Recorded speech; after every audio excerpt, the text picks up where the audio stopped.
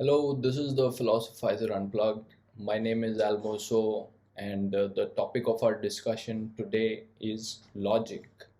This is an introductory lecture, the first lecture from the series of lectures that we are planning on the subject of logic and also on the topics of critical reasoning and critical thinking. So, in this exposition, I want to talk about why it is important to study logic. What are the significance and importances of studying logic, and what kind of utility can we derive by studying logic formally or informally, as formal logic is one of the type of logic. So let me begin by talking about this anecdote. Let's say you go for an interview in a company and the interviewer asks you that what are your strengths. You tell the interviewer that you are an innovative person, you are very energetic, you are very enthusiastic, you can work long hours, and also that you have great leadership skills. Interviewer is very happy with this answer, and then the interviewer goes further and asks you that what are your weaknesses. You think for a brief moment and you tell the interviewer that your reasoning skills are not so good. Sometimes you make incorrect judgments. Interviewer, after hearing this answer, becomes very grave and informs you that this is a very serious problem. You bewildered, you inquire that why this is a serious problem and you have so many strengths, why this one weakness is such a great problem. Interviewer explains to you that if you do not have good reasoning skills, then you will use all your enthusiasm and energy to work against the company. If you work long hours as a strength, then your weakness of not being good judge can prove very dangerous for the company, because you will be working long hours to bring a loss to the company.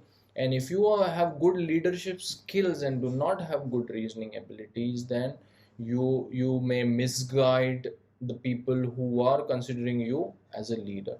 So that's why he says that on those grounds he may have to reject you as a candidate for the position. And you, broken hearted, ask him that what can you do with this problem, with when you have so many strength and only just one weakness, that your reasoning capacities are not great. The interviewer tells you that across the road we have our competitor's office, please go and apply there. So this small anecdote tells us the importance of reasoning in life. So let me tell you, where does this word come from? The word logic comes from this Greek word called logos. So in Greek, logos means the controlling principle in the universe. Or in other words, it's a kind of a divine manifestation which governs the creation, which is the governing principle of the universe. So from logos to logic, very simply, if we have to define logic, then logic is the study of principles of reasoning. Study of principles of reasoning. And as we move further, we will be using the term logic and reasoning synonymously as alternative to each other. So why study logic? I will give you my answer in two perspectives. One is the individual's perspective and another is the societal perspective. So in individual life, we see that there are many situations that we find ourselves in where the matters are very complicated and much depends on the decisions that we make. In such a scenario, the most dependable instrument that we can use to make judgments, reliable judgments, is the instrument of logic, instrument of reasoning. What are the other instruments that we use to make judgments? We use emotions to make judgments, we use hunches to make judgments, we use habits to make judgments, we use intuition to make judgments, we even use authority to make judgments, etc. Similarly, when much is at stake in a situation, in a complicated situation, these other instruments of reaching a judgment or a conclusion may not necessarily be foolproof. Most dependable in such a scenario is when you reach a conclusion by reasoning the matter out. Universe is infinite and our knowledge of the universe is vast. So whatever that we accept, believe or know in life depends on certain kind of authority. Much of it at least depends on authority.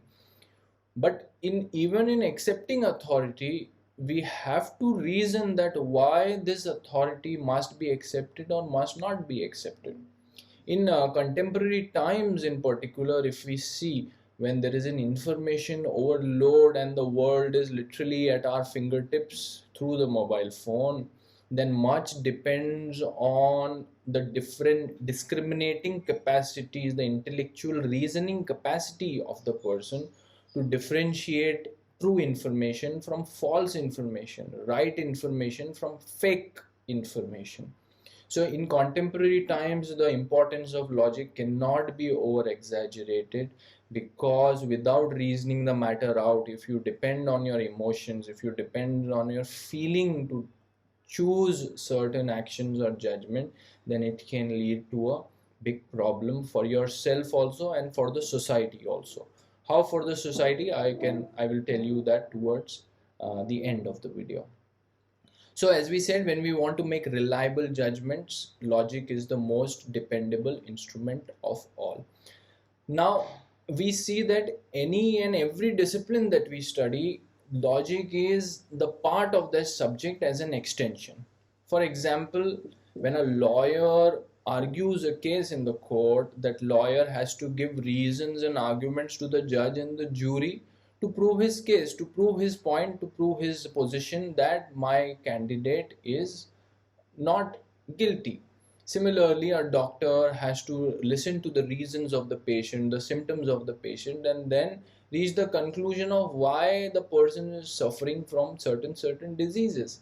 Similarly, an entrepreneur has to decide where the funds need to go, how much the funds need to go, what are the areas that the person should focus on, etc. Also, if you are an academician, when you're writing a paper, then you have to keep a certain kind of logical order in your writing. If your writing does not logically follow from each other, then it won't be classified as a paper in academics. Similarly, if you are a student, then all the competitive exams that we see around us are testing students for logical, critical thinking, reasoning capacities. So even when you do not know the answer many times in MCQ questions, if you have good logical abilities, good presence of mind, good judgment, then you can find out the answer given to you. So all these aspects tells us that why logic is such an important subject to be studied. Similarly, higher education, by higher education we mean that the intellectual prowess of the person is enhanced and the person develops respect for reason. If the person only knows the information, only grasps the information by heart, but does not know how to systematize, how to organize these information, then that information is of no use. It is like a book that is kept on the table, but then somebody has to pick up that book and read that book to understand what that book means. So it is squarely within the domain of logic to address all these problems. And many a times we see this charge brought for the formal education, towards the formal education, that formal education subjects grow obsolete with time. But such a charge or a complaint can never be brought to logic, because skills of good reasoning, skills of logic never grow obsolete no matter what subject is that you are doing. So logic as a subject of study, we learn to have confidence in our native powers of reasoning which are already present in us. So through logic we do not learn reasoning. Reasoning is already part of our structure as a human being, But then we learn to reason correctly why certain conclusions can be said to be more correct than some other conclusion. That can be helped by studying logic. So as we keep practicing and studying logic, then we strengthen those skills that we have of logical reasoning. And in logic, those principles of reasoning, principles of judgment are brought to the surface, formulated, recognized, and shown to us so that we have a better grasp of the subject. In science, for example, we have well tested methods of deciding or determining what is the fact. Similarly, in logic, we have well-tested principles, reasons, structures to understand why certain conclusions or inferences or anumana, as we say, are correct, and why certain inferences may not be correct.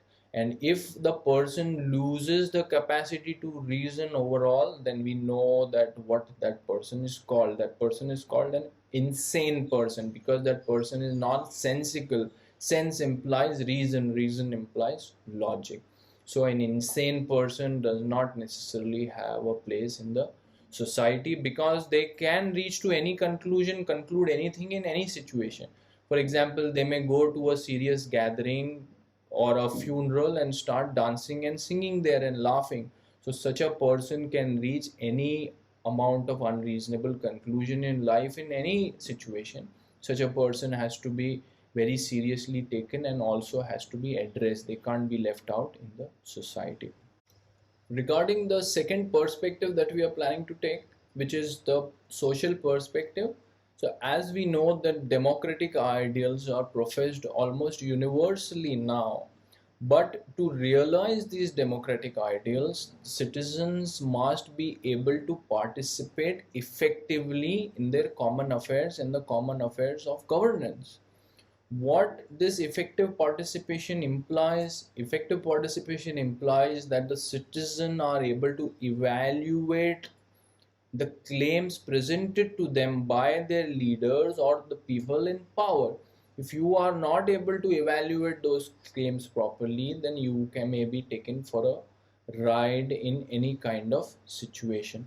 So the success of democracy depends on the reliability of judgment that we make as a citizen, or in other words, also in our capacity to weigh the evidences and arguments rationally. Whatever arguments are given to us by our leaders, we have to weigh those evidences properly in proper context and as reasonably as we can. Hence, logic is critical in advancing not only our personal aims, but it also helps us in advancing our common goals that we share as citizens of a democracy. So one can be assured that the commands of principal reasoning can have or make a permanent and satisfying contribution to our life, and in particular our intellectual life. So let me conclude this section by quoting Gottfried Leibniz, the German philosopher, mathematician, where he said, and I quote, that nothing can be more important than the art of formal reasoning according to true logic, end quote. And let me leave you with a question, that where would you identify or classify this subject of logic? In which department? For example, if you go to a university, for physics you go to the science department, for politics you go to the social science department. Which department, which discipline of study will study logic? Let me know your answers and your reasons why you classified there in the comment section. I will let you know the answer in the next conversation that we have. So if you liked what has been said and if you would like to hear more, then leave a thumbs up on the video. If you have any doubts regarding what has been said, then leave those doubts in the comment section.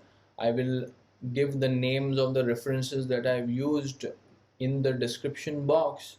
And till we meet next time, have a good one.